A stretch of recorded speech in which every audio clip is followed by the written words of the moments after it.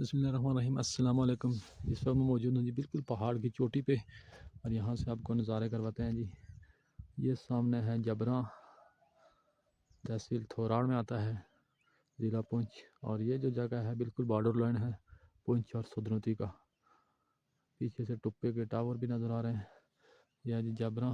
आगे जाएँ तो इस तरफ बोसागला साइड आ जाती है, थोराड़ के पीछे। ये खेरियों का इलाका, और इसके पीछे आप देखें वो बर्फपोश पहाड़ हमें नज़र आ रहे हैं। इसी तरह आगे चलें तो ये रिहाड़ा, टुप्पा, एक पहले वीडियो बनी हुई है।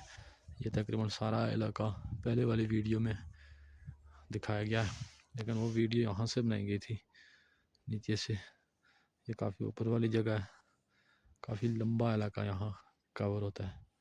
खूबसूरत नज़ारे हैं जी कश्मीर के। मौसम बिल्कुल साफ़ है।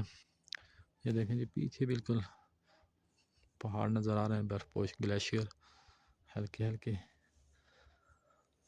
ये सामने मशहूर हमारा गोईनाला रोड, ट्रैफिक रवां दवा। और इस नक्की के पीछे है जी रावला कोट।